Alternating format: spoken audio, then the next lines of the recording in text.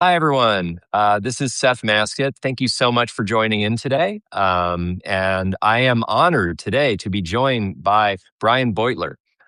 Brian is the author of the excellent Substack newsletter Off Message. He's formerly of Crooked Media and The New Republic, among several other publications. Brian and I actually met several years ago at elections conference at UC Berkeley, where we learned A, that we were both alumni, and B, that we had a soft spot for top dog, or hot dogs. Brian, if I may ask you, what is your go-to? What is your preference on hot dogs there? I used to get the linguiça a lot, which is sort of like a Ooh, spicy okay. Portuguese sausage. But I can't remember the menu because I graduated so goddamn long Yeah, ago. and they changed it a little bit too, but yeah. Yeah, I did go while I was there for that conference just to, check it off the box. But I couldn't. I forget if the original location on Durant Street was closed or something because the one that Uh, I had to go to was down on University, like south of campus. Or yeah, whatever. Anyway, west of campus. And it okay, was it was like way too new and modern and not nearly grubby enough. that's a problem. Yeah. Yeah. Me personally, I generally went with the New York, occasionally the Polish, lots of sauerkraut and brown mustard. Um, okay, so Brian, you and I both wrote pieces recently on conspiracy theories that have emerged in the wake of several assassination attempts on Donald Trump. For the most part, I find these conspiracy theories kind of annoying, kind of nonsensical. But I think you had a particularly novel take on this. You wrote something that while Trump didn't bring the shootings on himself, he did bring the conspiracy theories on himself. I was wondering if you could elaborate a bit on that. Yeah, I mean, I want to be careful how I put this because I also think he, in addition to fostering a climate in which people don't know what to believe and expect the worst or expect him to be engaged in chicanery kind of all the time, he also created a climate where people feel very oppressed. And in a climate like that, in a country that's very large and very armed, I think it stands to reason that that kind of conduct would increase the incidence of political violence almost mechanically. And so, like, I don't want to victim blame somebody who's been on the receiving end of multiple assassination attempts, but he should look in the mirror, and obviously so should all the people who rush to his defense to pretend that this is some sort of epidemic of left wing violence. But the main point of that piece was less about how much does Trump deserve blame for these acts of violence, the ones that have been directed at him and others, and more about why, particularly post Butler, Pennsylvania shooting, and then post the White House Correspondents' Dinner attempted shooting, that many people on the right, but more on the left now, have sort of started to wonder whether these were false flag incidents, whether these were set up, whether like maybe Trump was sort of behind it. He orchestrated an attempted shooting in Butler, Pennsylvania, to help his campaign, or he did it again just the other week at the White House Correspondents Association to improve his poll numbers, which are flagging for all kinds of reasons. And I wrote the piece to say that the conspiracy theories don't make sense. I, I feel similarly to them as it sounds like you do. But that the people who are now becoming inclined to believe them, it's hard to blame them, right? Because Trump is the sort of person whose character is so low that he would do something like that. If he thought he could get away with it, he would try. Or if he found out that like a foreign power was going to orchestrate a fake assassination attempt against him to help him because they wanted him to be president, which is sort of like what just happened in Hungary. And he found out about it. It's not like he would say the national security interests of the United States require me to interrupt this effort to meddle in our politics and blah, blah, blah. He would lean into it. He would be happy that people from the outside were scheming in a way to advance his political fortunes. And, he schemed to try to get Vladimir Zelensky to make up lies about Joe Biden ahead of the 2020 election. He schemed to get Russian help in the 2016 election. And so, of course, people who have been opposed to him all along, or people who are becoming opposed to him now, see his character, see that he is the sort of person who will do this sort of thing, And so naturally they start to wonder, is this real? And every time there's an information gap, right? Like, why haven't we heard anything from the doctors who treated him in Butler? Like, why didn't he free them to talk? Why didn't this or that? They say, well, that's just evidence of the conspiracy theory, or that makes me think that there's something fishy here, more than some of these people would have suspected in prior presidencies. And so the purpose was just to sort of say, I don't think you're right about the conspiracy theory, but I get why you feel like this is all very weird and like it's worth wondering whether there's more at play here. Yeah, thanks for that. It's, to some extent, I found it useful to as a piece of evidence that conspiratorial thinking is not just the domain of one party, right? I've heard definitely a lot from folks on the left over the years saying, "Why are Republicans so stupid believing in QAnon or something like that, or believing nefarious things about Biden or the Obamas?" Um, this is, there's lots of people who are prone to conspiratorial thinking in various circumstances. It's not just people on one side of the aisle. I think one of the big differences, though, is that generally presidents don't echo those, right? Presidents aren't trying to advance conspiracy theories the way Donald Trump has. And so it's not, whatever you feel is like being reinforced that way by, figures you respect. And also, like most presidents don't traffic in threats of political violence the way he does. So, like, there is a lot of stuff that's unique about this moment. I mean, I think I could construct a case. I'm not sure I would want to, but I'm certain I could construct a case that reaching a hand of understanding out to people who are indulging conspiracy theories about these Trump shooting incidents might actually be salutary for the country, because it would tend to re-equilibrate how many conspiracy theories exist among people who vote for Democrats and how many exist among people who vote for Republicans. Because my sense of what's happened over the years is that, when I was first paying attention to politics, which is essentially like late Clinton years on, the conspiracy theorists were fairly evenly distributed across parties. For different conspiracy theories appeal to different kinds of people, but you could find conspiracy theorists with weird crankish left-wing beliefs and conspiracy theories with weird crankish right-wing beliefs, and they more or less canceled each other out when it came time to vote. And then in 2004, John Kerry loses. You get a bunch of left-wing conspiracy theories about the Diebold equipment and Halliburton and all the reasons why maybe John Kerry secretly won that election. And people still kind of recall those conspiracy theories today to kind of justify what Trump does when he denies the results of elections.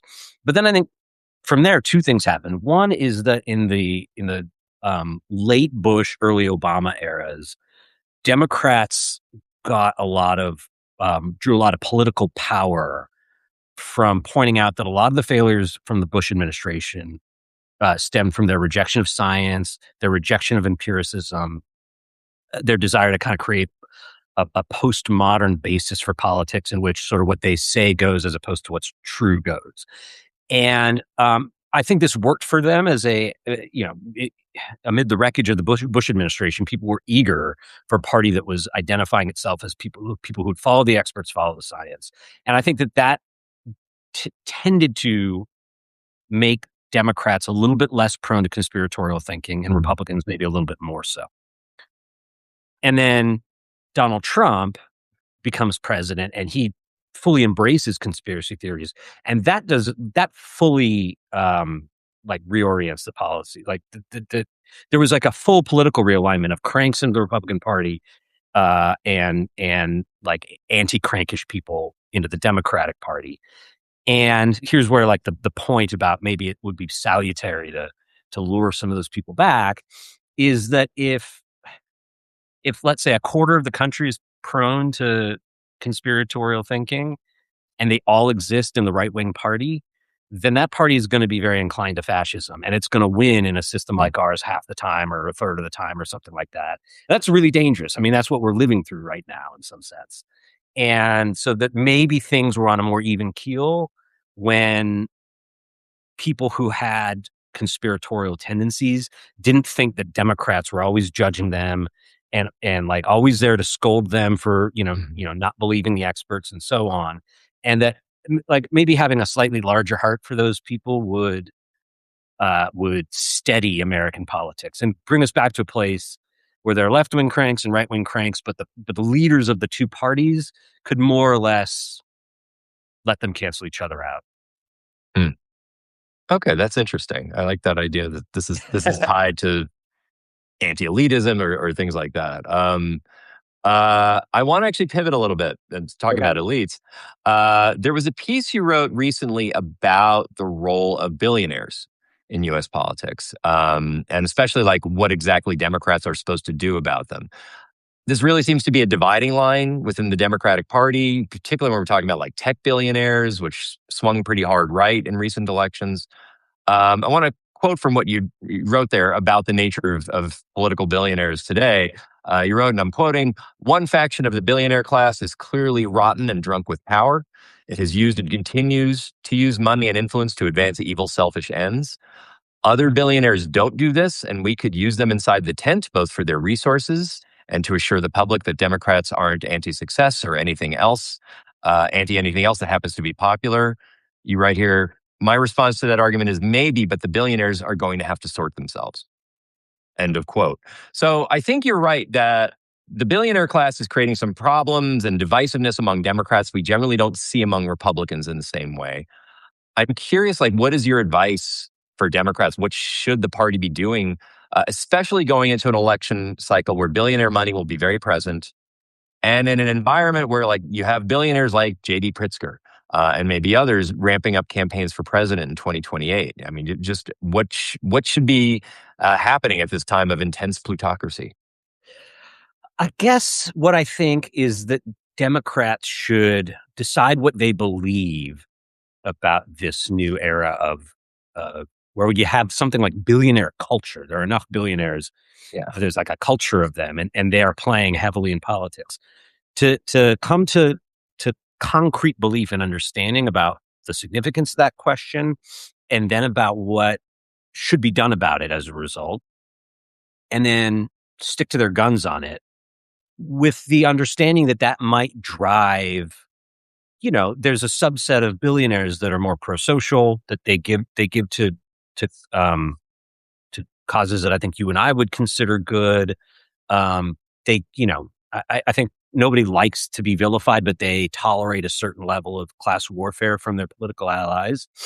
But that if the party were to more completely embrace a sort of political economy critique of billionaires, like not necessarily every billionaire is a policy failure, but we need to do something about the power of billionaires in this country, that might radicalize some Democratic donors out of the party.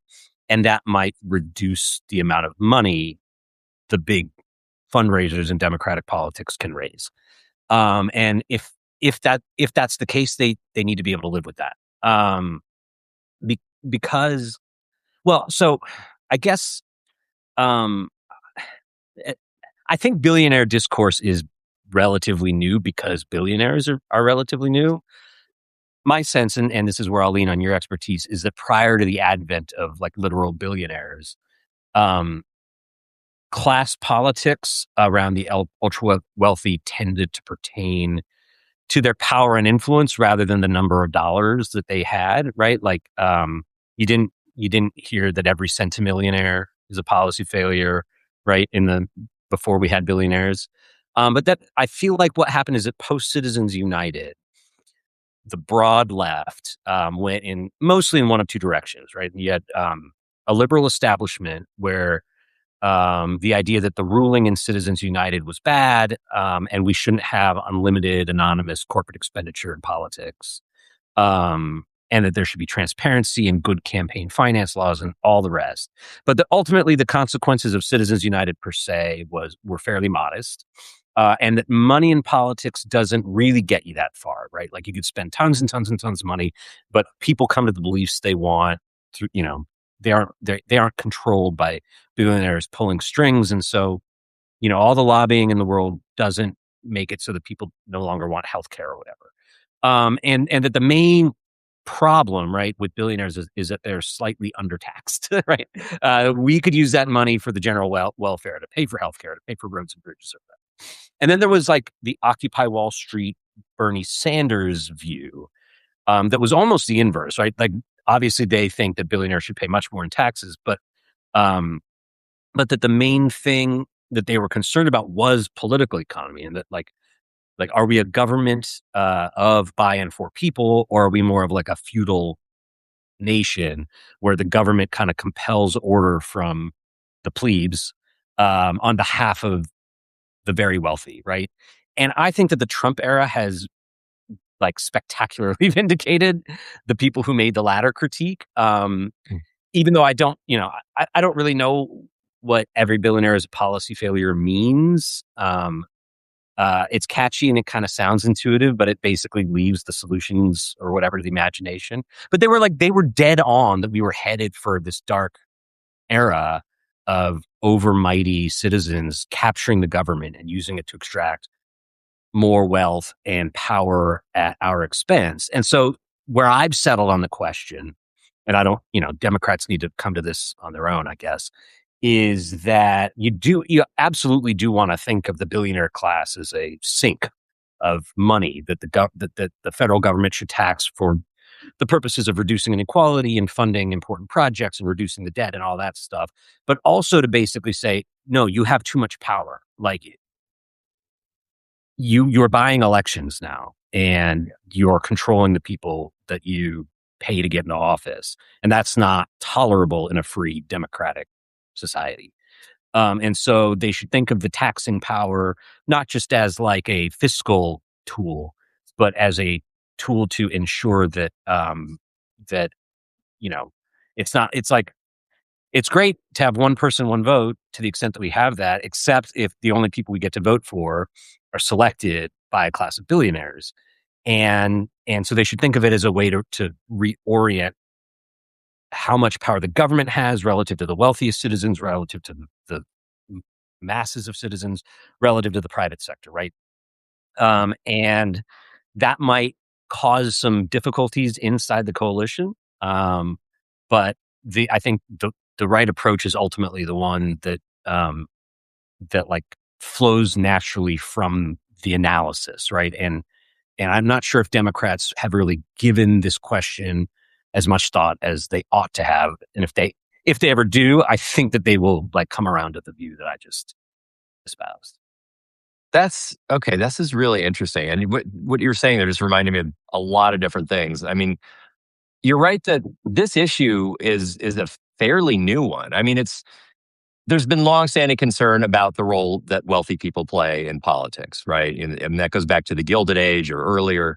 Um, but in particular, like this new and very political, like a class of billionaires, like we're talking about like hundreds of people, um, and being fairly aligned with one party is actually pretty new, I think. I recall reading some analysis. I think it was political scientist Keith Poole a few years back.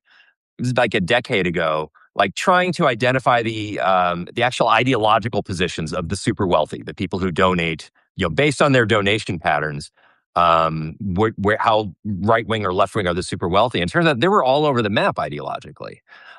Some were, very, funding very right wing causes. Some were funding very left wing causes. And I think you've seen that become a much more right wing phenomenon in recent years, which I think for a number of reasons I want to ask you about that. Um, Other things that are triggering this, like I've written a little bit about the rise of progressivism, excuse me, not progressivism, populism, in both parties in recent years. So you've had this rise of the populist right within the Republican Party over the last several decades, which helped explain how this became a natural home for Trump.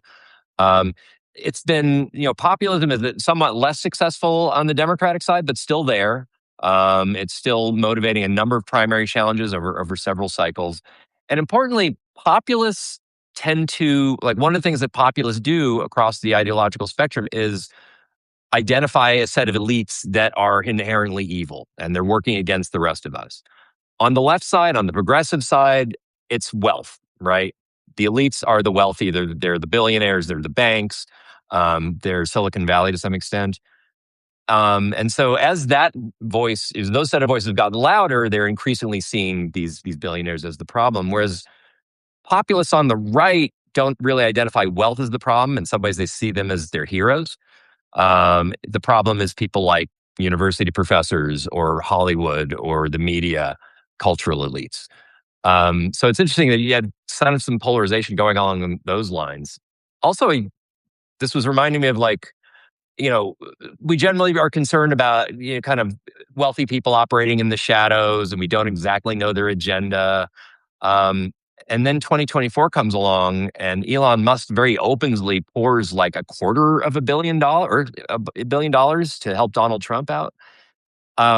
Whether that actually tipped the election, I'm skeptical of, but it was a very obvious thing, and he was, clearly expected something in return out of it. Now, the fact is, just a few months later, he tried to bankroll a state Supreme Court race, and it got him roughly nowhere. But it certainly increases the perception that there's something going on here. I'm curious what you see as the cause of this rightward tilt by the, I guess, the tech billionaires. And I know to some of it might just be a reaction to the Biden administration trying to regulate Silicon Valley. But maybe there's something deeper going on, more of a kind of a MAGA identity. Do you get a sense what's going on there? Yeah, yeah, kind of. Okay. I mean, people, the in the Obama years, it wasn't the tech elite that were hyper radicalized. It was the financial elite, and it was because of Obama came in after the financial crisis, and actually like did not do the most radical kind of response Right. to that you can imagine, but he did have to, for political reasons, if nothing else, inveigh against what he called them the fat cats, right? Like I didn't get elected to help some fat cats get a bonus or whatever. And I mean, they got all rip shit about that. And I think it took Obama a little bit by surprise, and he reasoned, and I think this is accurate, that past a certain level of wealth and power, but in this case, wealth, you become surrounded by people who want to help you because they want some of your money, and they are always flattering you and telling you that everything you did in life was perfect, and that's why you reached this like the top of the mountain, and why you have everything that you deserve, right? And so anyone who comes in and says we want to take some of that back for the greater good, like just either doesn't understand or is attacking you in some way. They're very sensitive about that. And I think that everyone not literally everyone, but it's very common for people who become that wealthy to develop that kind of reactionary identity. Like view things like we should raise the income tax rate from 33 to 37% or whatever as like a huge affront. And so I think that eventually the Silicon Valley elite went from being like earnest Bay Area progressives to like a regular-ish interest group to being these super rich people who had that same kind of sensitivity, right? And then you can kind of burrow in deeper at the like the individual personalities. Like Elon Musk got very pissed because Joe Biden didn't invite him to an electric vehicle summit at the White House because Tesla isn't unionized and Musk is super anti-union, and that set him off. But it's ultimately about his feelings again, right? Okay. And yes, like the Obama and Biden administrations, I think mostly just the Biden administration, tried to regulate Silicon Valley. Like they saw in Trump somebody who would kind of let them run rampant, both culturally, it's sort of chicken or egg thing, but a lot of them glommed on to like the anti-cancel culture, anti-DEI rhetoric of the Republican Party in the late Trump, early Biden years, and also would make sure that their money wasn't taxed away. If anything, he would funnel more money towards them.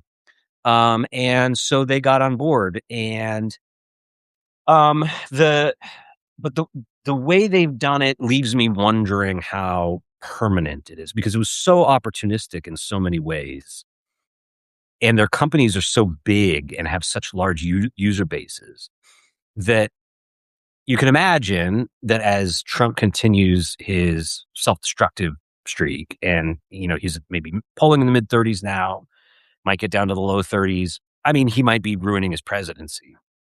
That they're going to want to detach from him and go back to the Democrats and say, let's put all that behind us. We can start donating to you again.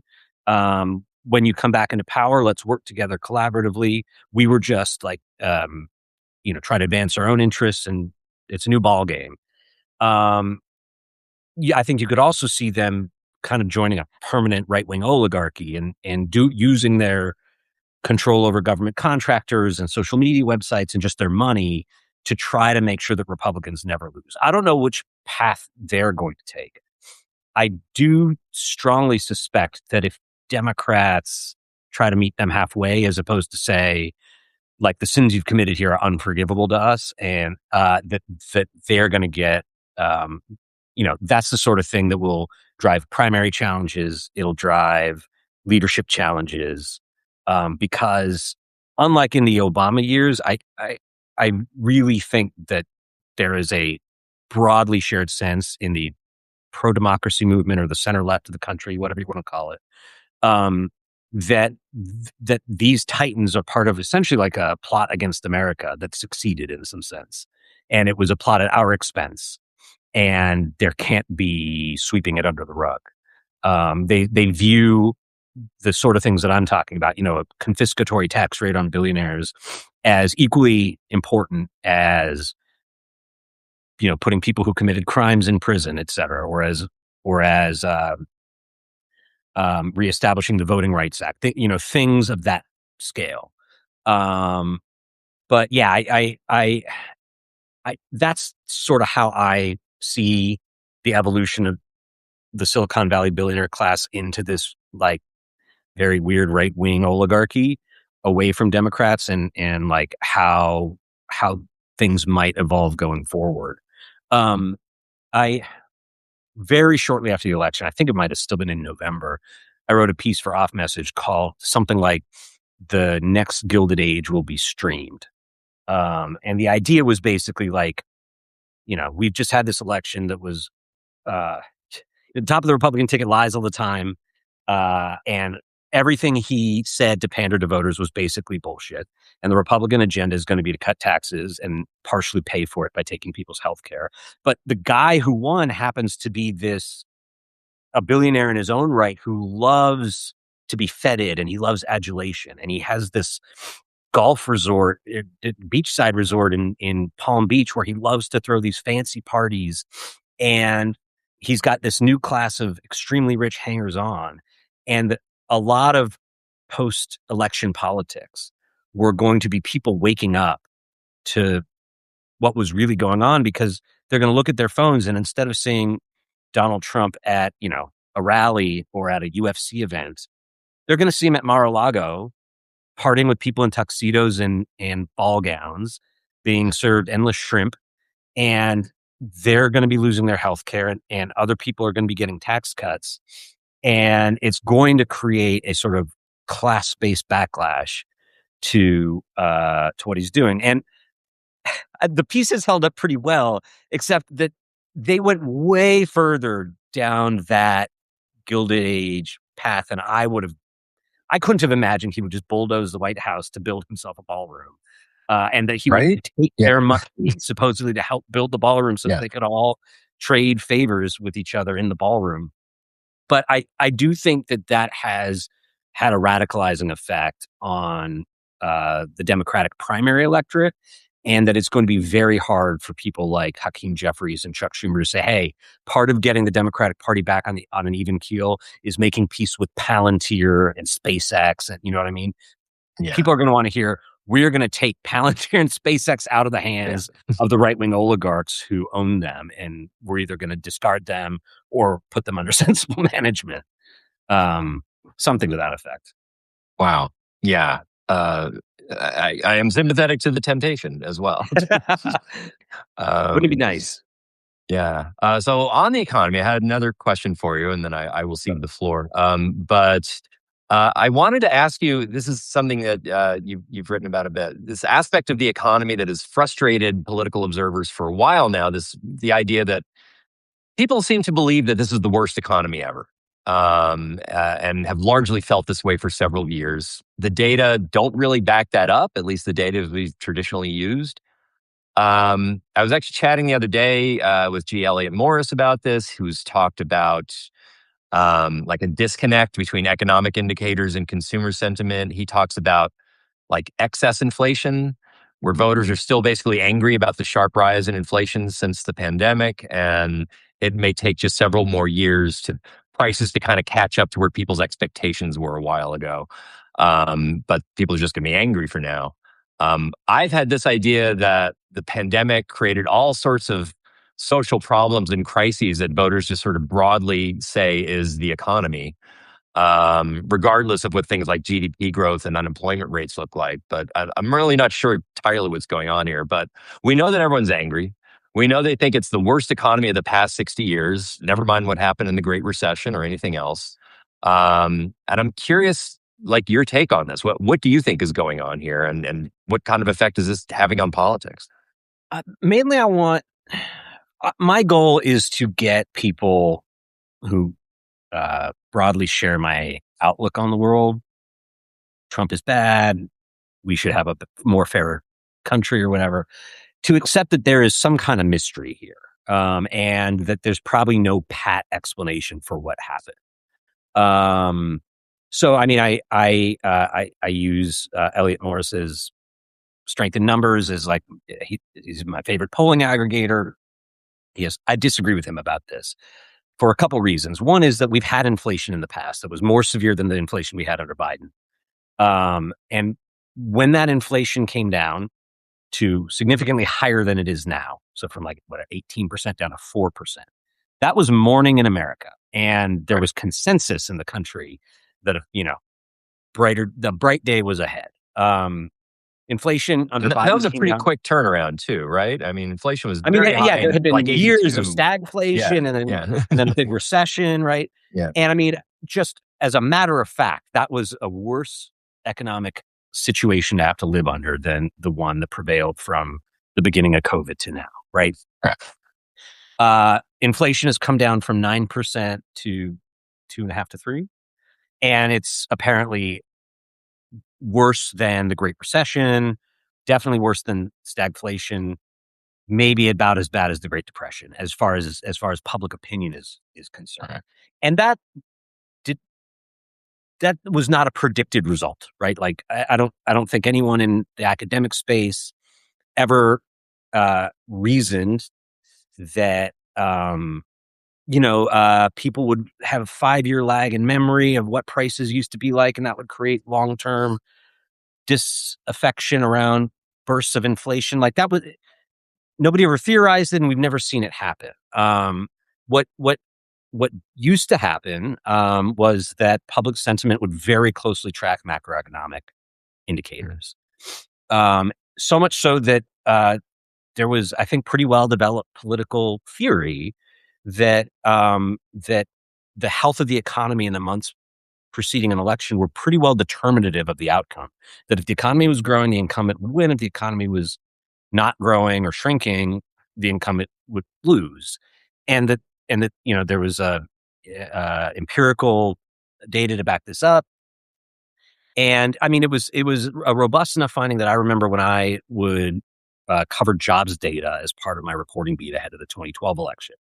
I would have in mind, and I would sometimes even write, that these findings were essential to understanding what was going on in the Obama-Romney campaign, because the numbers were kind of right on the bubble, right? Like if they were even a little bit worse, Obama would probably be on track to lose.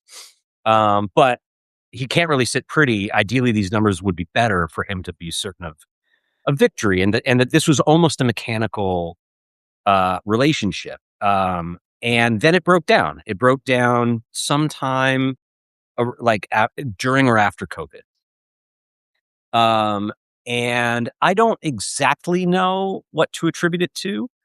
I don't think that the lagging anger about prices as they were in 2019 makes any sense. It leaves open the question of, like, at what point are people have famously short memories, except for this one. When are things going to reset? But one theory I think fits the facts fairly well. And you're gonna again have to correct me if I'm wrong because you've actually studied this.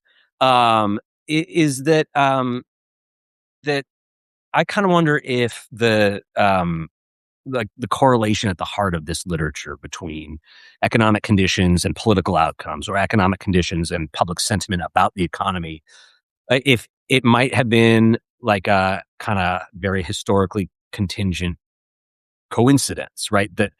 Um, that for a time in the you know, post Roosevelt era, I don't know, when the government started compiling statistics about what was happening in the economy, and then journalists would relay that information to voters in the public, that was a kind of golden era where people's views about what was happening beyond their field of vision. They knew what was happening in their personal lives, but they understood what was happening in the country from a well gate kept media. And so if there were a lot of jobs created, people heard about that on the radio or on television or whatever, and it made them think, oh, things are going well. And then if people were losing jobs, or the economy was shrinking, they heard that on the TV or the radio and they thought things are going poorly. Um, and that maybe what is broken down is that people have personal experience, which they often say is pretty good. And then they have a sense of what's happening beyond their field of view. And they say that's terrible. And that it's because the era of gatekept media ended. And so now people get their sense of what's going on beyond their field of view from their phones, um, or from, social media apps. And it's often very incorrect. It's and it will tend to create that, sort of what you described as it's just like a proxy for how they feel about basically everything, about who's in the White House, yes, but about whether the United States is a fair enough society. And as long as they're unhappy about either of those things, they're not going to say, "Oh, but yeah, the economy is great right now." And so, and so, I just think that, like, in some sense, the internet may have just broken our epistemics on this, and so making people, or getting people to feel about the economy the way they would have 20 years ago is going to entail, um, probably, getting people to change their social media habits, getting people to re-engage with normal journalism, and also, like, more robust storytelling by political leaders, right? Like, I will go to my grave believing that if Joe Biden was 20 years younger, Democrats in 2023 and 2024 could have run the Morning in America play, and people would have felt much better about the economy, and Democrats would have won. And that would have been consistent with political science theory about how a growing economy is supposed to translate into voter behavior. Right. But Biden wasn't 20 years younger. He was very rhetorically challenged, and his administration was not hyperactive on social media. And so all those like all that whole ground was ceded to people who had different reasons for wanting to say things were terrible. And so that's mostly what was out there for people to hear. Again, like, that's just a theory. I Mm. think it fits the facts pretty well. Um, but I mainly want people to meet me at as far as agreeing that there was a breakdown, that something has changed.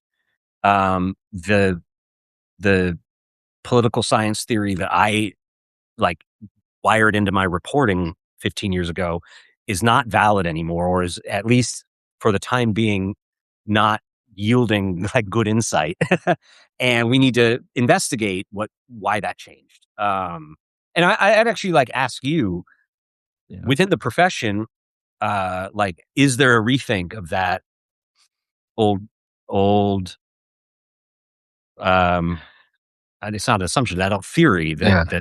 that in some sense political results are downstream of economic conditions, and so governing well and creating good economic conditions is kind of like a hack, a cheat code to winning. Right. I would say there is no consensus right now in political science on this. And I think you're right that like when I was in grad school 20, 25 years ago, we were all just really very confident. Election outcomes are determined by the economy. That was a very reliable finding.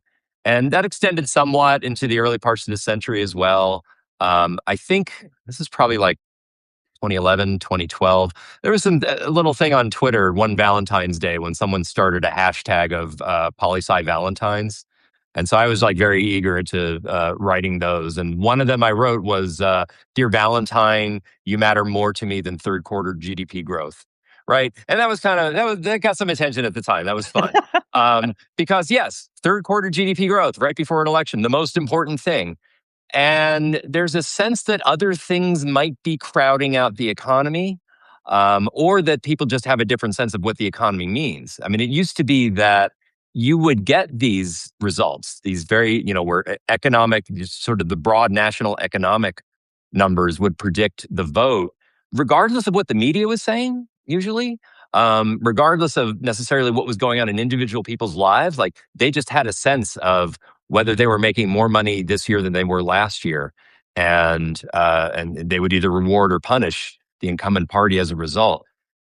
That said, okay, so there's a group of political scientists pretty reliably who, before midterm elections, before presidential elections, publish their models, their findings, and their forecasts about what's going to happen in the election. This is usually at the end of the summer before an election, so before like the major expensive campaigning has begun, just based on performance of the economy, presidential popularity, and a few other things. What do we expect to happen? Those models are still working, which I don't have a great sense of why. Although one quirk about that. So like I can find something heartening in that maybe still people are voting the economy and we can understand things that way. On the other hand, for several election cycles, several presidential races now, we've had almost tie elections, right? Very close. So usually the candidates are separated by just like 2 or 3 points. And you've also had like middling economies for several election cycles where you have like 2% GDP growth, neither booms nor recessions. So, you get the kind of elections you would get if you had just kind of okay growth. But at the same time, that could be coincidental, and people there's a sense that maybe people are voting less on economic performance and more on cultural matters, more on identity matters that are just crowding out other voices. Um, and I think it's going to be a while until we sort this out. And And yeah, yeah, I it strikes me that like it might be multifactorial, and maybe at root it's like there was a technological revolution and all the different factors kind of flowed from there. Um, but that and I happy to stipulate that a big part of the breakdown in like the relationship between macro indicators and sentiment about the economy is just because of political partisan polarization, right? Like Democrats are much likelier now to say that the economy is crap when their president is a Republican, no matter what the circumstances are. And Republican voters are much likely to say the economy is crap under a Democratic president, no matter what the circumstances are, because people have just become more partisan. But that doesn't account for the whole thing because, like, right. currently consumer confidence is at like lower than it's ever been, and even though conditions clearly are not worse than they've ever been, so there's more to the story than just that. And so I mentioned earlier that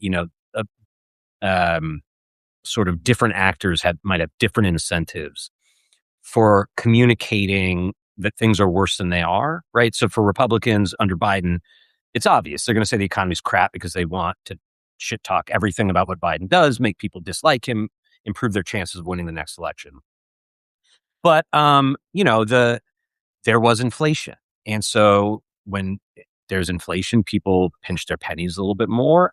And so if you're running an ad on the radio or television, trying to get people to open their wallets, and this is an idea I'm stealing from somebody who I follow on social media, is that you'll get a lot of commercials that are like, we know that in these tough times every dollar counts, but we're hoping, and so there is just a signal like that is Mhm. communicating something to the people watching. that things are bad. Even if they're good in your life, overall, these are tough times, and it's a big ask for us to ask you to open your wallet to fund NPR or whatever it is. So that's like one set of actors who just are not doing anything evil, but they are contributing to this vibe that things are Yeah, they're like maybe they're worse than tomorrow. acknowledging something. But Yeah.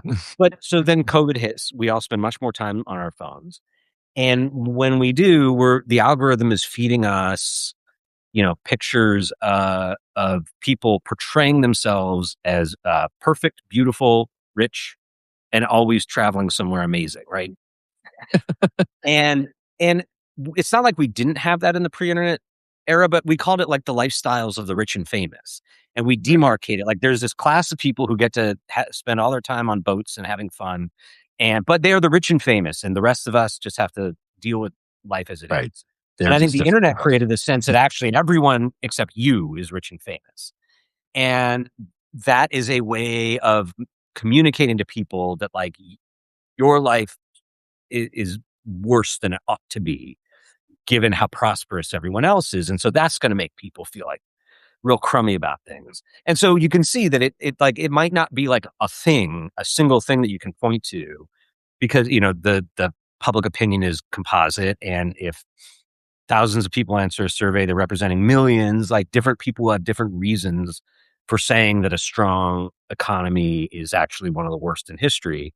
But I do think that they probably in some sense all stem from the breakdown. Just like in order to understand what was happening the county over, the state over, literally just 20 years ago, you had to read the newspaper or watch TV, um, and get it processed through journalists who are ultimately grabbing data from government officials or whatever. And now that's not the case anymore. And that's around the time that this relationship broke down. And so I am going to assume until the people in your field actually crack the case that it has something to do with that. But I try to be humble about it because it's like I mean it's very stark when you can go you can create a graph that maps consumer sentiment and economic growth, or one of a few macro indicators. You just want to make sure it's one that's supposed to, they rise and fall together, right?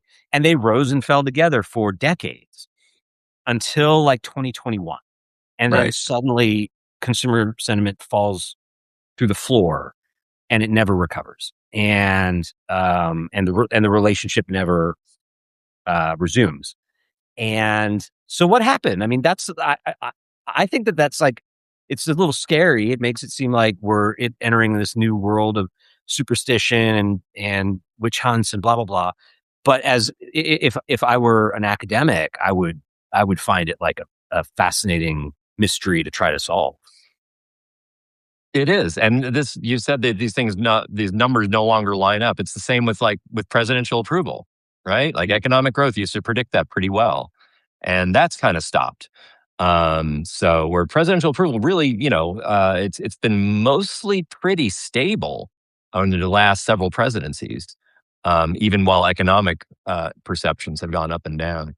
Um, I've kind of hogged this with my questions. Is there anything you wanted to The follow up on or the ask the more? big one was actually this one, like, because when we Yeah, were at that conference that you alluded to at the top of yeah. this, we were on a panel together, and this came up, Mm. and, I think there was a question from the audience about, like, we're worried about the election. This was in 2023, right? So the primary was there was no primary on the Democratic side, and it was clear that Trump was gonna just be the Republican nominee. Right. And And Biden was already looking not that great. yeah, okay, maybe this was 2024, actually. It was Er, before the debate. It was before the debate, but not long right. before the debate. Right. Yeah. And um, the the nature of the question was essentially like, we're scared. I was like, I mean, I think that if the election were held today, Biden would lose, but also that there's something unusual about that because we can see his physical limitations. They're apparent, but it's not supposed to be the case that a president who oversees an unemployment rate of 3.5%, And at this point, inflation was down to maybe 3%, and real wages were rising. And, all the ingredients that added up to morning in America back Hmm. in 1984. Um, uh, that you would expect that party to be doing really well Yeah, in the coming elections, and I that is remember not this. what the Yeah. polling data was showing. And you followed up, yes, like if Democrats lose this election, political scientists are going to have a lot of explaining to do. And I We have a lot of explaining to do. Yeah. and like it's like no one person is to blame, but I do kind of wonder, and I wonder if this is a sentiment you hear from colleagues, that the um technological progress essentially might have uh, shattered the basis upon which this theory was adopted, and that at a time it was adopted, it seemed like it was probably a permanent state, almost like a physical state of nature, like a reality that would be with us for all time, because it seemed like, just like a fish doesn't know that it's swimming through water, that the conditions were always going to be such that if the economy was good, people would feel good about it because they would know, just kind of, they would be able to look around and see this is a good economy. And that maybe the idea that this was largely mediated didn't um, create enough of an impression on the academics who came up with it to make them think, okay, but like this is all dependent on there being, three major broadcast networks and a couple of cable channels and regional metro papers and the New York Times, and not like the social web, which they obviously could not have foreseen. Um, does that? I, I'm maybe garbling what I'm trying to get at, but like that the theory was good while it held, but it was not like a law of nature. But it might have felt like it was back when it was developed, because nobody could have anticipated the internet, and because it seemed like Hmm. maybe economic sentiment or political sentiment flowed down from the economic conditions everyone felt in their bones, as opposed to people are kind of regurgitating what they're hearing on the news. Yeah. And if that changes, then the whole theory goes out the window. There was someone else who was at that conference, by the way, Lynn Vavreck, who's a political Mhm. scientist at UCLA. Her first book was on how, yes, the economic growth that does explain what happens in elections, but in large part because candidates want that to happen. Because the campaigns are trying very hard to highlight, or at least one of the campaigns usually is trying very hard to highlight changes in the economy. The out party will say, look how horrible the economy is. If things the incumbent might want to steer things in a different direction. So like, but it's all contingent on voters being alerted to the economy as a main thing. And you're right that just the decline of a lot of traditional media, including a lot of local media, the rise of social media and people seeing every horror in the world all day long on these little devices can just be crowding out other information. And people can just be convinced it's just a constant crisis state, no matter who's in power. Um, and that's rough. It's a rough environment to conduct democratic elections. Yeah, and one thing that I've noticed is that this mystery that we're both talking about, what caused these things to decouple from each other, is very unsettling for different reasons for people on the left and also in the center. Because even though they have different prescriptions, like economic policy prescriptions for the country, they both share the idea that in some sense, politics is downstream from, economic conditions or material conditions, whatever term you prefer to use. Um, and so that political power and, like, the mountaintop really just requires somebody with discipline and good thinking to get into power, impose, like set the right policies, and the rest will all kind of take care of itself. And so the world is simple in some sense. It's easy to wrap your head around. You have to be diligent, you have to be hardworking, you have to be intelligent. But if you can do those things, you can maintain order, and things will be relatively predictable, and it's a much less scary world. And I think that some of the resistance to discourse around this is that it's terrifying. to Mhm. to especially if you believe that for 10, 20, 30 years, to contend with the possibility that it was kind of an illusion.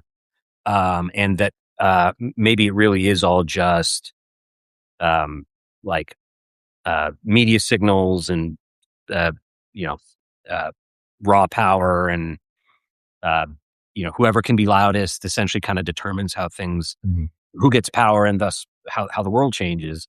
And like I find it kind of disconcerting because I genuinely did feel like if the jobs report says 250,000 jobs were created, that's really good for the economy. It's good for Obama, but the reason it's good for Obama is that people will know that this is a good economy because they'll feel secure in their jobs, or they'll find a job, and they'll be like, "Oh, this is great." And so, any Republican messaging to the contrary, "Oh, this has been like a suboptimal year for job growth or whatever," is going to roll right off them because they're going to know from lived experience that things are good and that that's how things work. That was the mechanism. And realizing that it kind of probably worked the other way around is unnerving, and it puts people who kind of hoped that they could just turn the dials just right and Mhm. then it would be smooth sailing. It makes them have to like throw out the game books and the game plans and decide that they have to go about doing politics in a much different way, a much more mediagenic way, a much more combative way. You're like kind of always fighting for narrative control because that's the only way people really come to believe the things that they believe. And the Democratic Party did not set itself up that way. They set itself up Yeah. the other way, where the assumption was if you govern well, you'll be reelected. And that's I think rough. Biden came into office in 2021 very much convinced on that. He's like, if we make these big changes in the economy, put more money in people's pockets, turn around, all the things that have gone wrong during COVID, we'll be rewarded for it. And, that got him nothing. Yeah. It's I So, mean, it's genuinely a scarier world, like yeah, described that way to people who value stability and all that. And I think it's also just very rough. If you made an all-in bet whenever it was under Clinton 30, 40 years ago that your reborn party is going to be one that's like the think tanks say what to do because they're the ones who know how to make economic conditions good, and that's going to be how you win elections. To have to rebuild one where it's like you're going to have a Fox News, but of the left, and hmm your wonks are going to be relegated to like this coat closet, and we'll take what they right, say under advisement, but mainly what we're trying to do is generate the right mimetic content for people to feel good about. right. Casting It's like, call for a Joe Rogan of the left. yeah, yeah, yeah. It's just Yeah, it's a very different kind of politics, and the Democratic Party didn't really organize itself to do that, and so I think, they're running through the stages of grief on this. And it sort of explains why if you posit that what we've been living through is a vibe session, you get an earful from so many people. seriously, Yeah. seriously, yeah. Um, I want to be respectful of your time and that of our audience. This has been a really good discussion. I've really enjoyed talking with you. Where can people follow you? What should people be paying attention to in your world? Oh, yeah, yeah. I write at offmessage.net. It's also Substack based.